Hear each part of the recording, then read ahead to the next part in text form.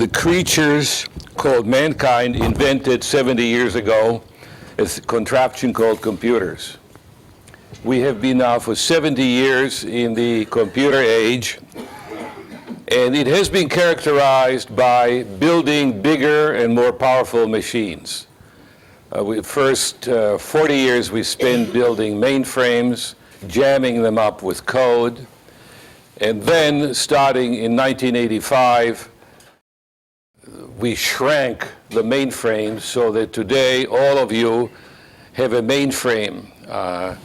Over there's a young lady looking at Secret Service information. She has a mainframe on her laptop, and it is a machine that previously would have been filling up a whole room. What I want to talk about today is a major milestone change in the history of computing. Starting about 3 years ago, we stopped being computer-centric, and we have become network-centrics.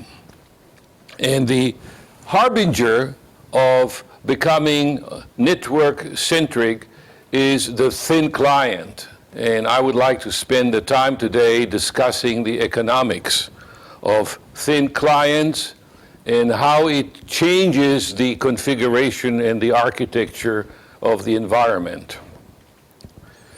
The thin client is characterized here by looking at computers on the server-hosted end where you have a mainframe on your desk. By the way, a so-called fat client or server on your desk is about 300 to 400 million lines of code.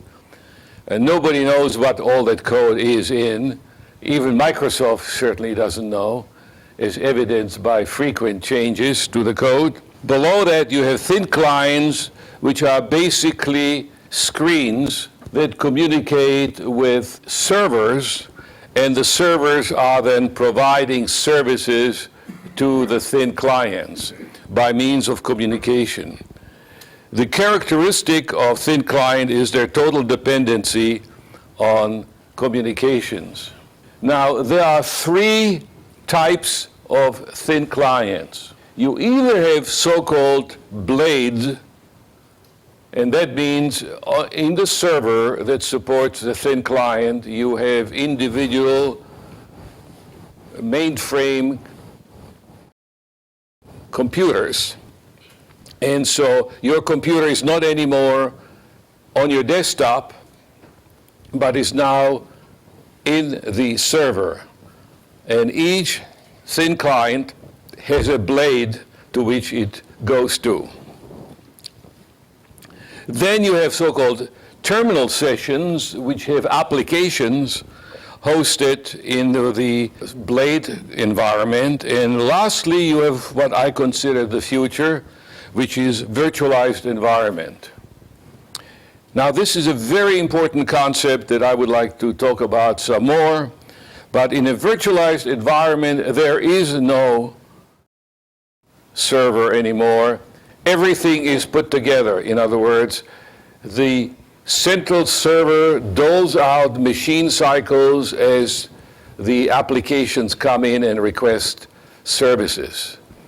The virtualized environment also makes it possible for the data to be provided and mixed together. So that means that for a room like this, all of your disk files would be on a central server. In other words, you would not have individual ability to have your own files, your own machines.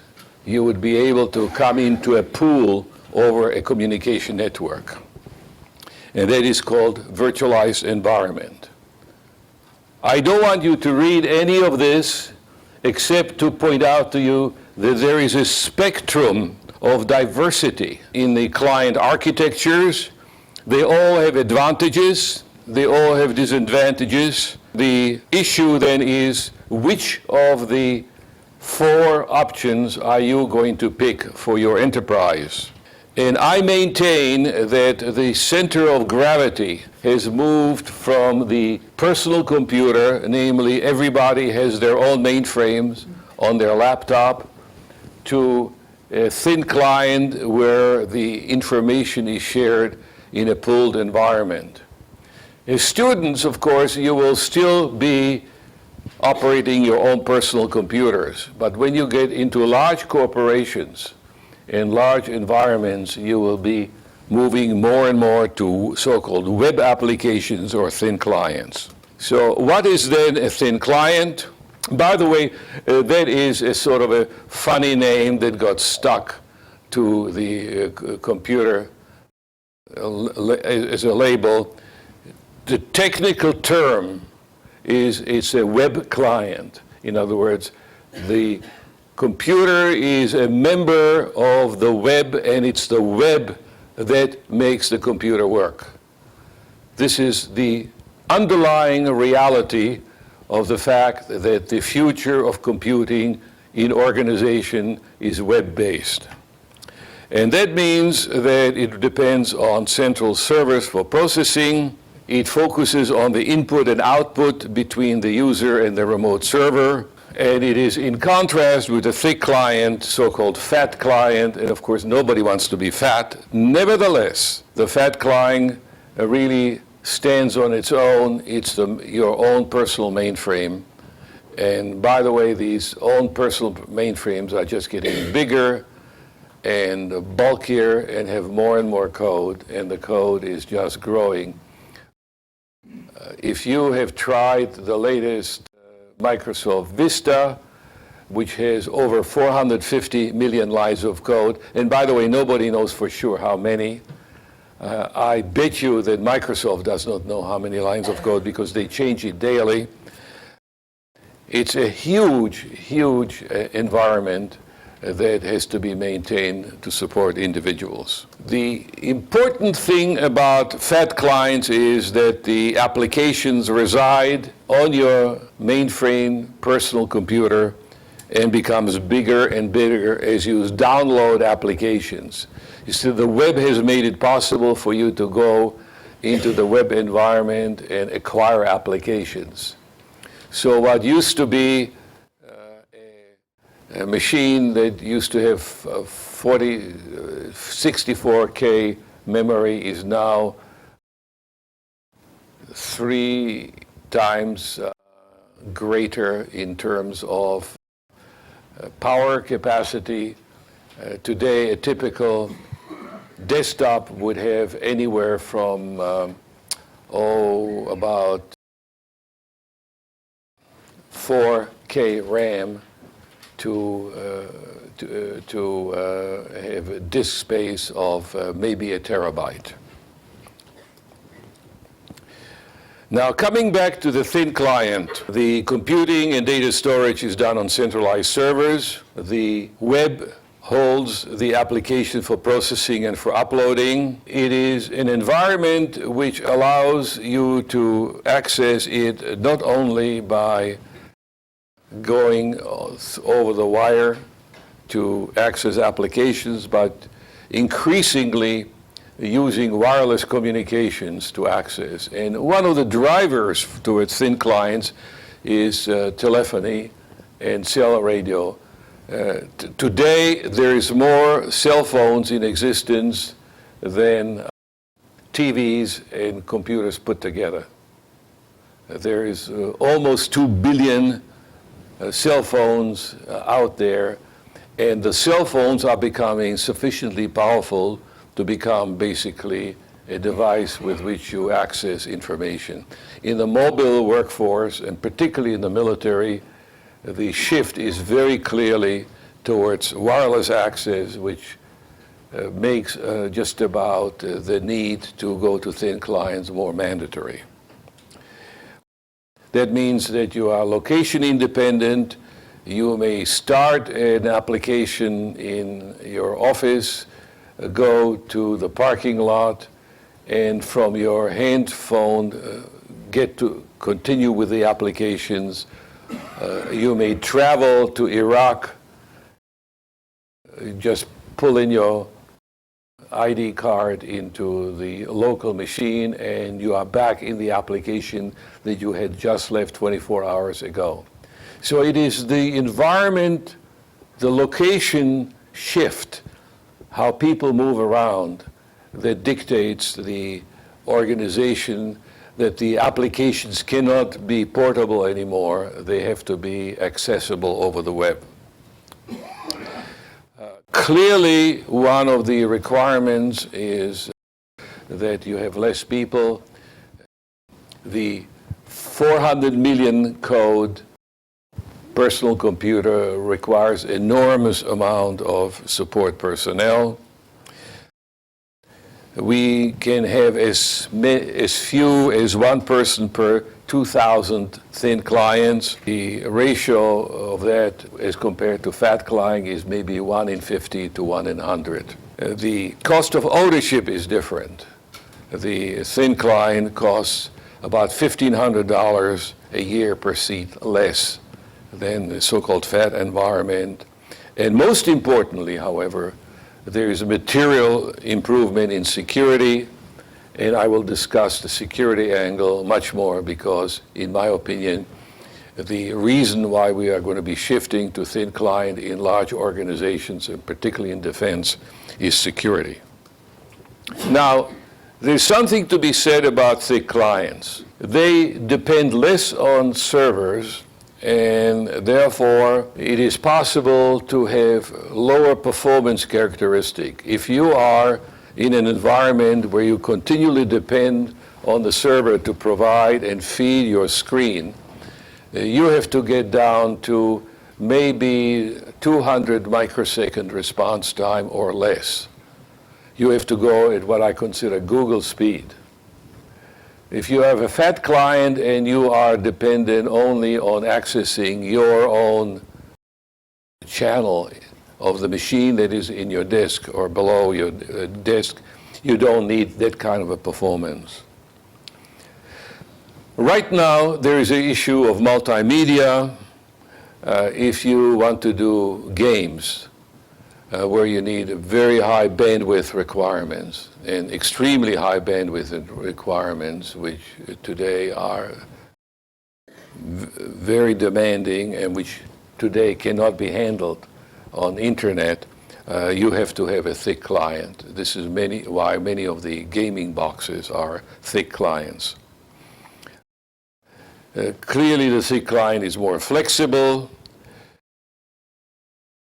You can do all sorts of things that you want to do privately. From a privacy standpoint, it's clearly an advantage. And lastly, there are places in this world, and there are quite a few places like that, where the network conditions are poor. And if you have high latency, the thin client will just not work. Now, what is a thin client? It is a very thin little box, 9 inches tall, about 5 inches wide. That's all it is.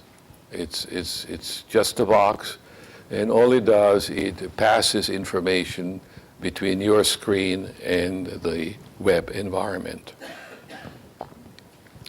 Now, what are some of the advantages? Clearly, lower administrative cost. There are a few points of failure. Now, it has restricted hardware capability. You must understand that every machine that you have is a security risk, particularly by virtue of the fact that you have so-called USBs. You know, you have these little widgets. You plug them in, and you basically have compromised the system. You can tap it. You can remove information. So a thin client does not have, a secure thin client does not have USB port. It only can communicate with the server where the security rests. The hardware costs are lower. It is disk-free. Does not have a powerful processor.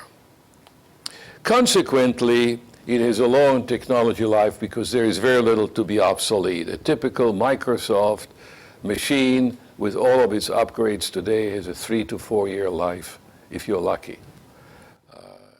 usually the situation gets so bad by jamming the system, fracturing the disk and so forth, that you may have to swap for a new machine.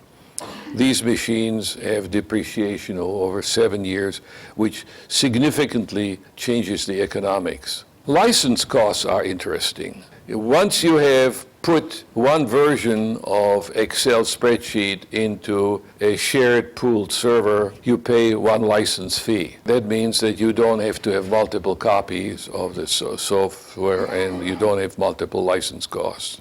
It clearly does not need a copy of its own program. Energy consumption has become very important, and I'll discuss it in a moment.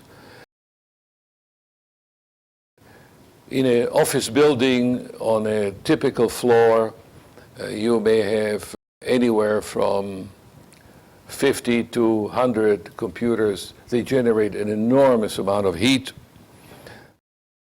Thin clients don't generate the heat.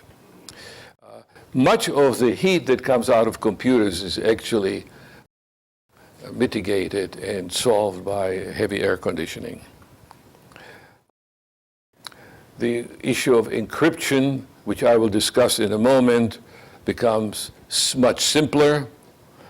And that means that you can basically cooperate. In other words, you can have a soldier in Iraq cooperate with somebody in the Pentagon in real time and see the same images without any auxiliary programs, because they are all basically going against the same application. The question of thieves becomes important when you have a laptop. I'm sure you must have heard about incidents where people have left their laptop in their car and the laptop was stolen with 47,000 social security numbers. And there are many, many examples like that. A thin client is totally useless to a thief. It cannot be used because it has to access, it derives its capability from membership on the network, and that means it needs a so-called CAC, or Common Access Card, which is an encrypted access privilege. No moving part. You can use it in a sandstorm. You can use it under extreme weather conditions. And most importantly, you need less network bandwidth. Here are some examples of implementations. This is the Hewlett-Packard implementation. There are a variety of ways of doing it. By and large, thin client implementations, particularly in Hewlett-Packard, are Linux implementations. The most extreme example of thin client application is Sun Microsystems, where the so-called sun rays are devices which are commonly accessible from any place. Every Sunray machine is your machine. In other words, every Sunray machine anywhere in the world can become your personal computer, you just by inserting the Common Access Card into it. Now, this is very important. If you depend on a laptop, you have to carry the laptop with you and check it through airport security, and then make sure that it has enough power to it and that it does not that you don't spill coffee over the keyboard. In this environment, every machine, and there are 10,000s of these, is your machine. You just walk to it and the machine suddenly becomes your machine in every respect that you have represented, including your own personal applications. And then lastly, I want to emphasize wireless connectivity. And that is that you can take a thin client and put it anywhere. This is particularly from a battlefield standpoint very significant. You can put a thin client into a Humvee, and it is a perfectly functional machine that can communicate with everybody anywhere. Here is the kind of calculation that you have to go through in order to look at the economics. Let me just start from the top. I just ran the thing for 1,000 users that use 60% laptop and 40% desktops. I priced out the GSA price for Latitude computers, and then I looked at the support costs. Actually, you will see from a support cost basis, that is the most demanding cost. Then you have a very expensive security environment, and I cannot emphasize enough the importance and the cost of security for so-called fat clients. And then you have software costs. Again, I don't want to take you through the details. You will receive this information is available on the web as a spreadsheet, and you can do your own calculations. I want to highlight the one which today is very topical, and that is to do with energy and emission savings. It using materially less energy, and if you price energy at 8.9 cents, which by the way is low, the price of energy actually is up now. This is December 2006. The national average price of energy today is over 10 cents. So if you want to be really green, and you like Mr. Gore, you will go to a thin client. It was a joke. So in sum then, I think this is what I really wanted you to get, is to look at a comparison of the cost of thin client versus fat client for 1,000, a population of 1,000. And the difference is between $1.9 million and $309,000 or $400,000, or a very material difference in price. Again, this is the economics of thin clients.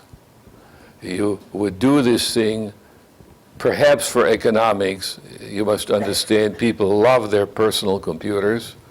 They don't want to give them up. They have their personal notes, their alibis, their love letters, and once you start putting things into a thin client environment, there is a question of privacy. I will discuss the subject of privacy in the Q&A answers, but I want to point out that economics will not be sufficient to overcome the natural resistance of people who love their personal computers. They have become attached to it. You deprive somebody like yourself of your personal computers, and you will feel somehow that a trusted friend has disappeared. In fact, that may be the only friend you have that talks to you. The question then is some of the details about thin clients. And the question is, well, all right, I'm going to go and take an airplane flight to San Francisco, and I'm not connected to internet. Right now, only the Lufthansa, by the way, gives you an internet connection on the airplane. And you would have to go first class, so you would blow the cost advantage on that. It turns out that you can basically download into a modified version of a thin client, so-called web-enabled application. And that means that it will work like a BlackBerry. You know, your BlackBerry downloads your email, and then you can thumb through your email. You see lots of people receive email, and they spend most of their time in meetings going with the same email. But basically, they have a thin client, and the thin client has sufficient memory so that you can continually look in at your email. On the Google and a few others, you can now use a thin client on an airplane. What you have to do is, before you take the trip, you have to decide which applications you want to use during the trip.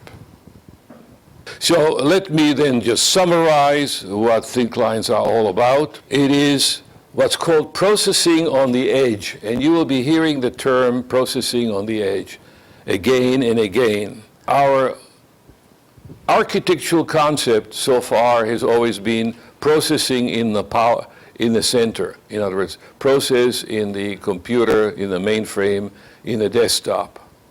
Process, bring everything together. This is processing on the edge, move it out. And that means applications, data, voice, support, everything else is out. And it is arranged so that any network, wired or wireless, will provide to you the services that you need when you need them. Now let me give you some examples of what thin clients look like. The Joint Intelligence Center for the Pacific, it requires a single desktop for access to multiple information network with different classifications. Now this is very significant because the machine is whatever you tell it to be. It can go and look up a service which is secret, and then it can simultaneously also look at a service that is top secret, so that you can access multiple information networks if you're authorized to do so, and look at different classifications. It has also the characteristic that it supports coalition forces, New Zealanders, Australians, but also there are some navies in Formosa, in Taiwan, that need a particular piece of information.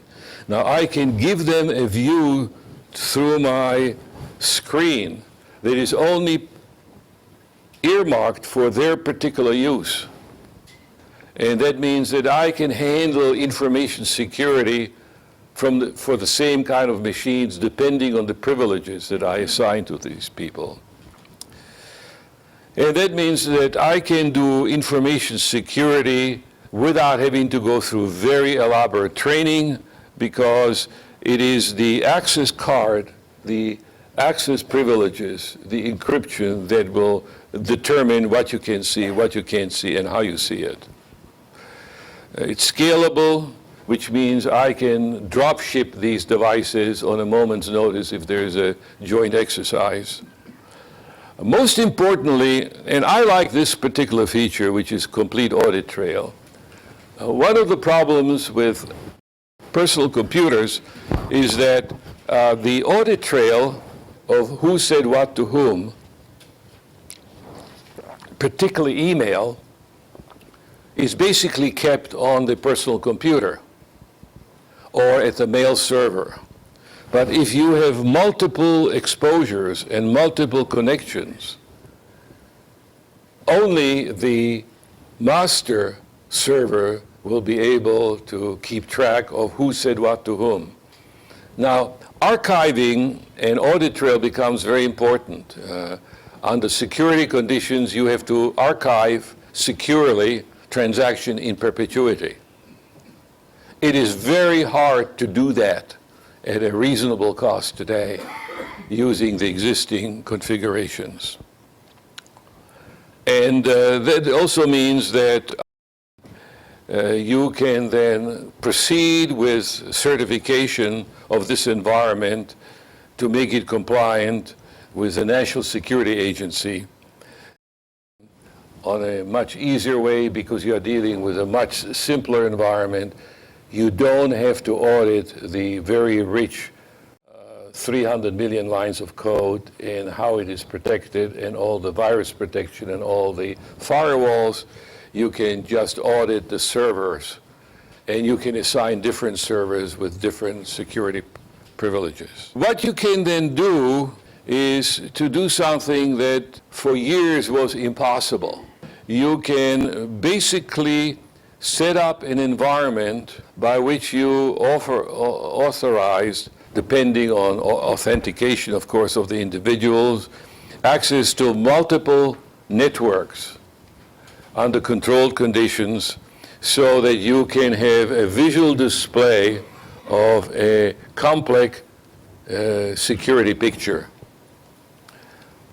Again, this is necessary not only in national defense applications, but increasingly in commercial applications. For instance, in a bank, the loan officer must have access to certain forms, but not to others, because some of the credit information is confidential and is only available in a limited sense to some people. So the access to multiple networks with different security becomes very important. And lastly, of course, you then have access to diverse applications, because your screen is basically windows into a complex webbed environment, which consists of thousands of servers providing services. And by the way, my next lecture will be devoted to the service-oriented architecture, where I will describe how these services are proliferated through a network. But you must understand that today there may be 50 million servers in the world, maybe more. By the way, Google alone has well over 500,000 servers. And it's one of the most frequently accessed applications in your environment. So you have to start understanding that the environment of the future involves the connection to millions and millions points of information. Some of them may or may not be accessible to you. And you have to find a way how to give an individual controlled access to this variety of applications. Some of them are private to the corporation, some of them are confidential, some of them are public. Increasingly are confidential, increasingly they are proprietary, and therefore you must have the ability to combine publicly known information with private information. Just to indicate that this is not just a national security application, the most pronounced emphasis on security and privacy is actually in the court system, where subpoenas and proposed indictments are handled extremely tightly.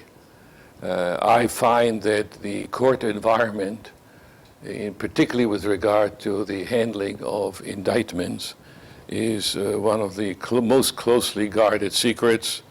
It has vast criminal implications. There are defense lawyers who are continually trying to penetrate an environment which is increasingly becoming computerized. Here we have a case where the court has proceeded with a thin client environment as the only solution to security.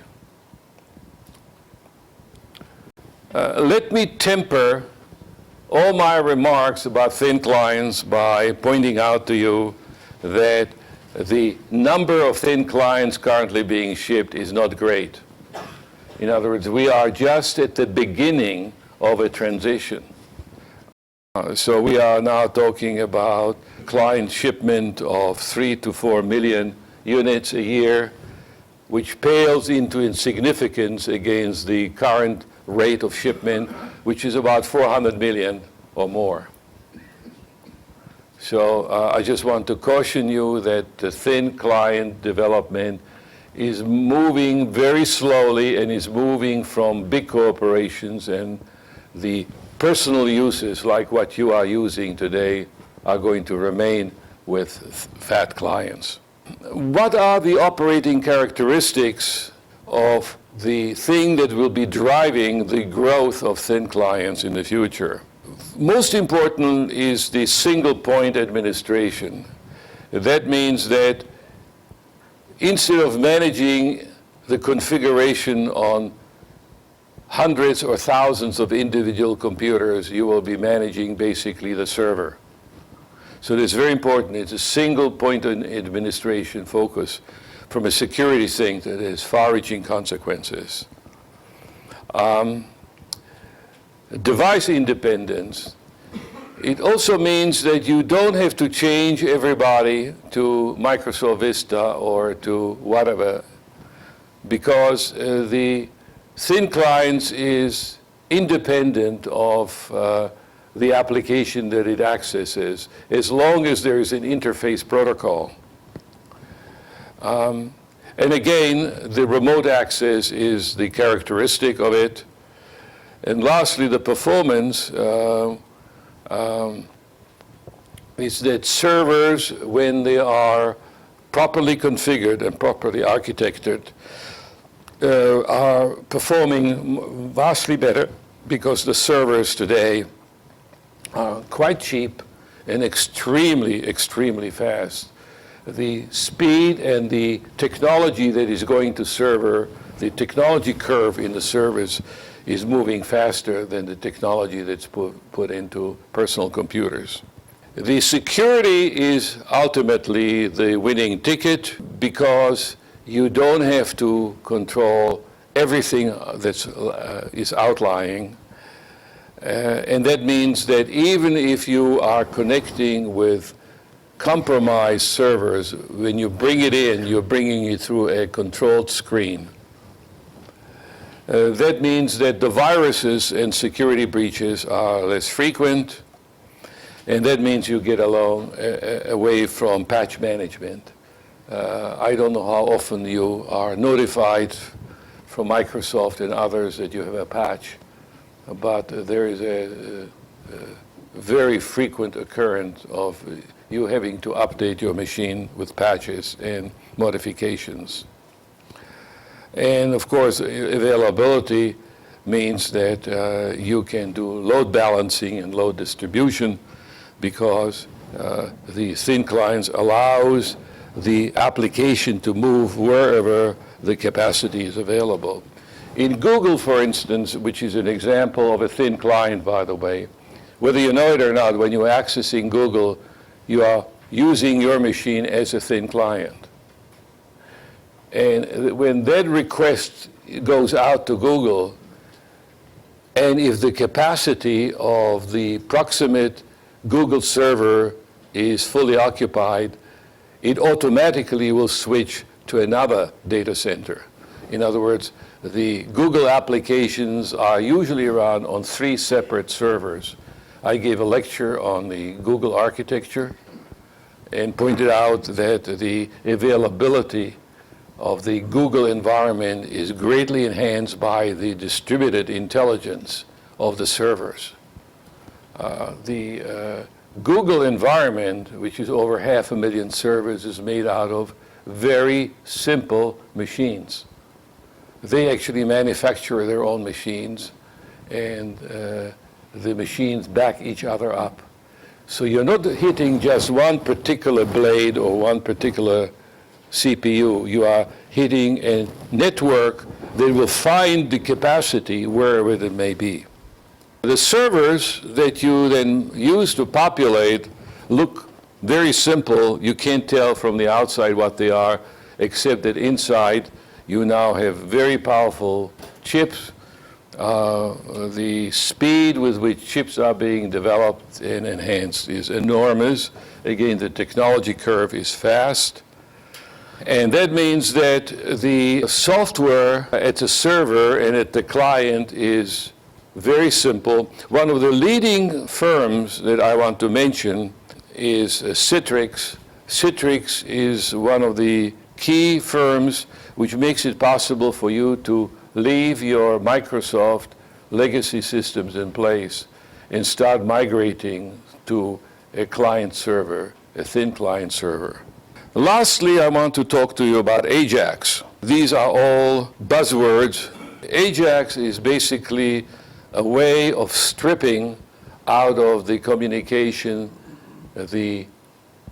all the transmission about details that don't change. In other words, when a screen refreshes itself, in a typical computer environment and PC environment, you continually refresh the entire screen. That takes an enormous number of cycles. If you are doing that in a thin client environment, you would only be refreshing the bits, the pixels which are changing. AJAX does that for you, and that means there is enormous improvement in the speed with which you are able to process applications. And lastly, again, I want to bring up the subject of virtualization.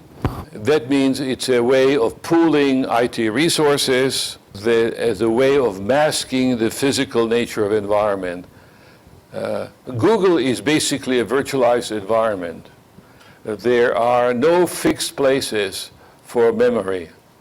The memory is distributed and it moves around the way the demand for applications moves around.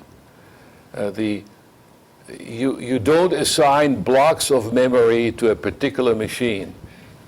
You assign memory to a pool of machines. And that means that you can deliver multiple instances of a single application to multiple users without installing the application locally. I see the future of organizational computing in form of virtualization, and the reason you have to do that is because the new architecture calls for an environment where things will fail, and only by virtualizing the memory and virtualizing the processing will you be able to have 3 or 4 instantiation of the same application in different parts of the environment. How many of you have been exposed to virtualization? Very good. Very, very, very good. This is the winning ticket. If I were betting on a career path that would put me in a leading architectural position in the next 5 to 7 years, I would bet on the virtualization experts to really have a dominant role. And so all of those you who have had exposure to it, I really suggest that you should pursue the exploration of what it needs and how it can be applied. I cannot say enough about virtualization. All it means that you have now consolidated your files. You are updating a broad spectrum of applications rather than individually. And most importantly, you are keeping the data concentrated. You don't have data all over the place where you have to keep it updated. Now, to answer your question that you asked, well, what will prevent doing this? And the answer is, if you insist on data that is multiple definition, it's the same data, but it's in, there's 80 ways of expressing the address, or the name of a city, or even the name of an individual. And I've looked at an example of different ways how a person has been represented. By the way, when you work for the Department of Defense, you will fill out forms with your name over and over and over again. Even when you work for a corporation, you must be filling out a form with your name and your address and your social security number over and over again. Well, what will happen, of course, is the system will have various instantiation of your name, with or without initials, with clerical errors, with keying errors, and so forth. Transposition, surname, and first name, and so forth. In virtualization, you cannot tolerate that. So one of the very key elements in virtualization is the standardization of data. A big, big assignment.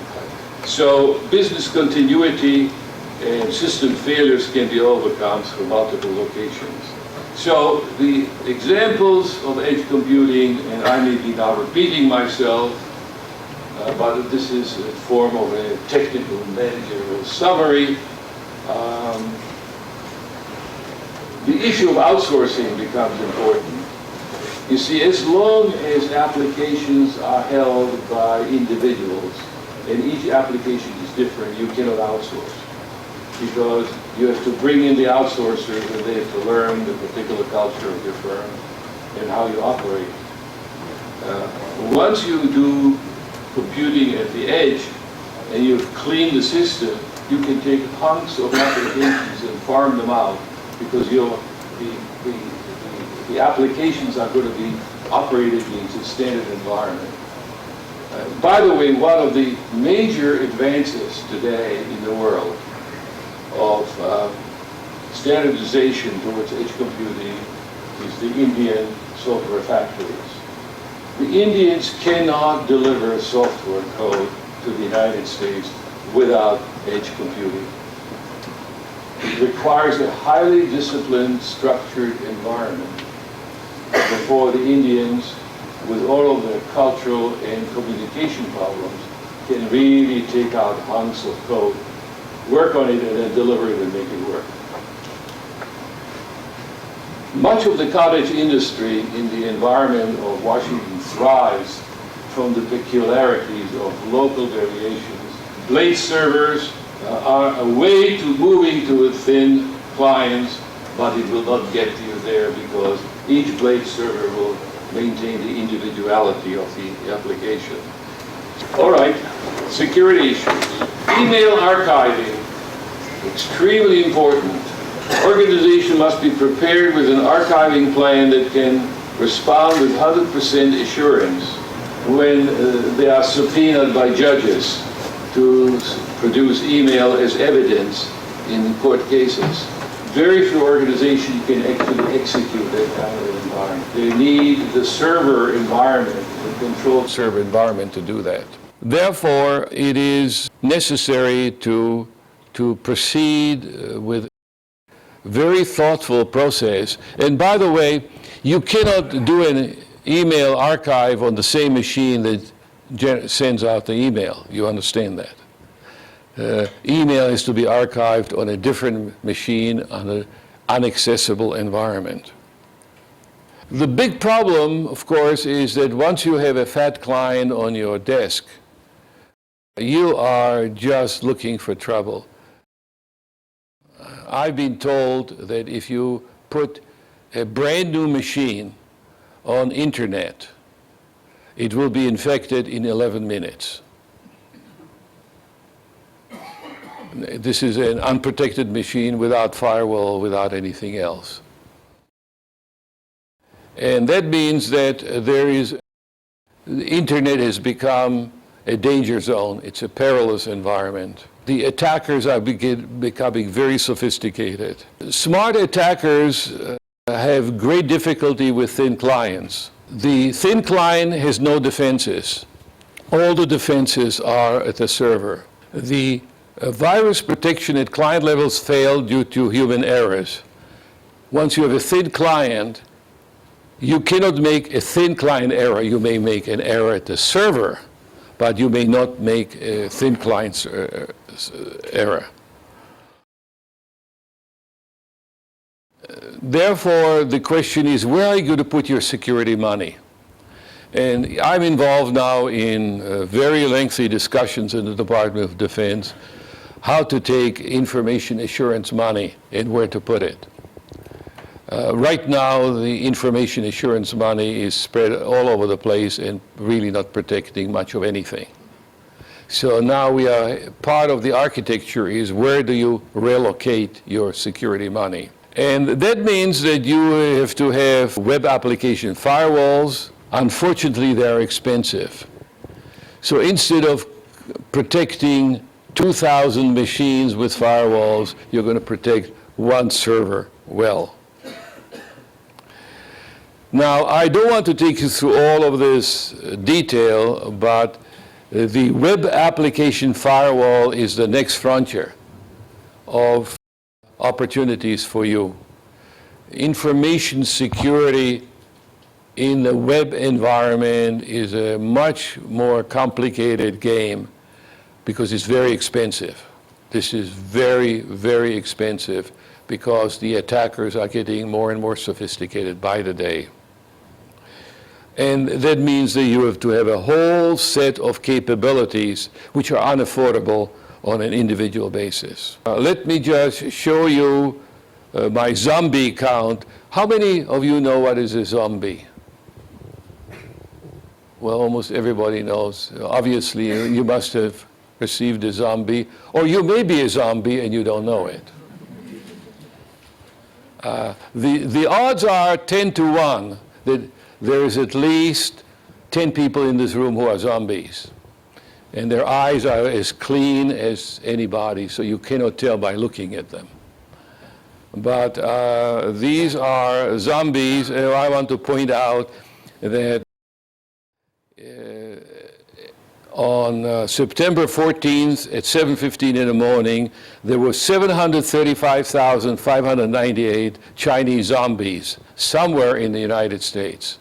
Now, how many of these were part of information warfare and how much of them were just spam? Most of them are spam, by the way, but you never know. There's no way of knowing that. And what happens is the zombies are changing. In other words, the zombies have very powerful expressions. The latest zombie implant is called a storm worm. How many of you have heard of storm worm? Good, good, good, good. It's a bad one. By the way, it is already mutated. The storm now mutates about every 3 days, which means whatever defenses you put up against storm worm is going to be gone. And what is happening, the amount of spam that you get, 89% of email is spam, is masking the spam attacks, or which may hide the zombies. 97% of all the compromises are Windows compromises. Over the last 2 years, there has been a fundamental shift in internet threat and crime activity, and that means that we are living in a new era. And one of the reasons the thin client is such a hot topic and may actually proceed moving much faster, as quickly as we can, of course, is because of the internet threats. Lastly, I want to talk about zero-day vulnerability. Zero means is that time will elapse between the time they launch an attack and the time a virus service will update your files or a fix is issued. So in summary then, and this is my last slide, I take the position that although thin clients have not as yet penetrated and are not gaining because of the big problem we have with the existing systems, the information security is going to drive us to the adoption of thin clients. Although there are economic advantages in that, thin clients are the device of choice for most service-oriented architecture. This is actually my opening statement of my next lecture. I hope to see you then. Thank you very much.